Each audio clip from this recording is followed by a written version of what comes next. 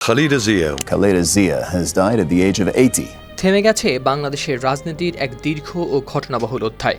সম্পন্ন হয়েছে সাবেক প্রধানমন্ত্রী ও আপসহীন নেত্রী বেগম খালেদা জিয়ার শেষ বিদায়ের আনুষ্ঠানিকতা। বুধবার দুপুরে সংসদ ভবনের দক্ষিণ প্লাজায় অনুষ্ঠিত এ জানাজায় অংশ নেন প্রায় কোটি মানুষ, যা বিভিন্ন আন্তর্জাতিক গণমাধ্যমেও বেশ গুরুত্বের সঙ্গে করা হয়েছে প্রতিবেদন। ব্রিটিশ সংবাদ মাধ্যম বিবিসি ও আল জাজিরা সহ অন্যান্য গণমাধ্যমগুলোর প্রধান শিরোনামে উঠে এসেছে বেগম জিয়ার শেষ বিদায়ের খবর। প্রথম নারী প্রধানমন্ত্রীকে রাষ্ট্রীয় মর্যাদায় দাফনের সময় বিশাল জনতা শোক প্রকাশ করেছে। এই শিরোনাম উল্লেখ করে ব্রিটিশ বার্তা সংস্থা বিবিসি লিখেছে, বাংলাদেশের বিভিন্ন প্রান্ত থেকে শত শত হাজার মানুষ বুধবার রাজধানী ঢাকায় আসেন সাবেক প্রধানমন্ত্রী খালেদা জিয়াকে শেষ শ্রদ্ধা জানাতে।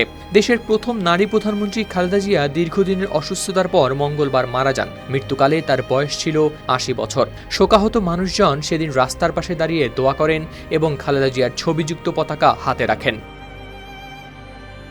মার্কিন বার্তা সংস্থা এপির শিরোনামে বলা হয়, বাংলাদেশে সাবেক প্রধানমন্ত্রী খালেদা জিয়ার জানাজায় অংশগ্রহণ করে বিপুল জনতা।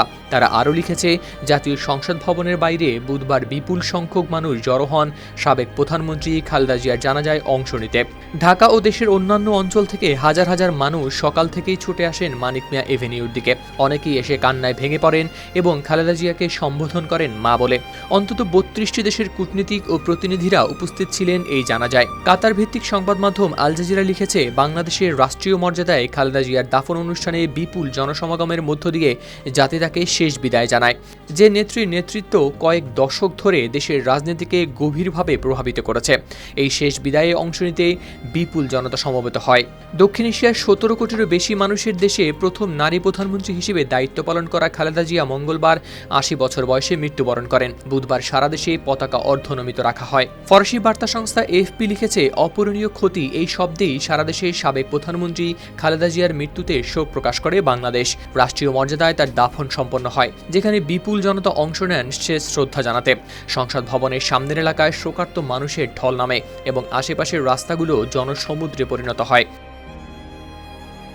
পাকিস্তানের সংবাদ মাধ্যম দ্য ডন ও জিও নিউজ প্রকাশ করেছে, সাবেক প্রধানমন্ত্রী খালেদা জিয়ার মৃত্যুতে বাংলাদেশ তাকে রাষ্ট্রীয় মর্যাদায় দাফন করে শেষ বিদায় জানায়। সমগ্র জাতি এই নেত্রীর অবদানের প্রতি শ্রদ্ধা জানিয়ে গভীর শোক প্রকাশ করে প্রভাবশালী এই নেত্রীর স্মৃতিকে স্মরণ করে।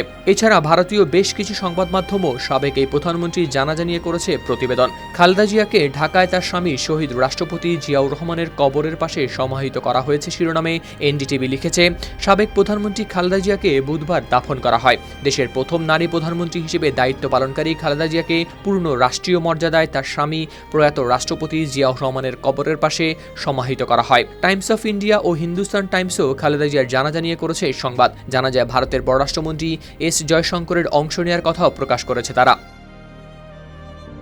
তুর্কি সংবাদ মাধ্যম টিআরটি ওয়ার্ল্ড ও ডেইলি সাবাও গুরুত্ব দিয়ে প্রকাশ করেছে খালেদা জিয়ার জানাজার খবর। বাংলাদেশের রাষ্ট্রীয় মর্যাদায় দেশের প্রথম নারী প্রধানমন্ত্রী খালেদা জিয়াকে চূড়ান্ত বিদায় জানায়।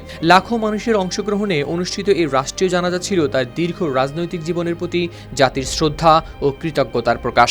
জাতি তাকে বিদায় জানায় এক হৃদয় ভাঙা মুহূর্তে, যেখানে শোকে ভাসছে গোটা দেশ। হাওলাদার শামীম, RTV।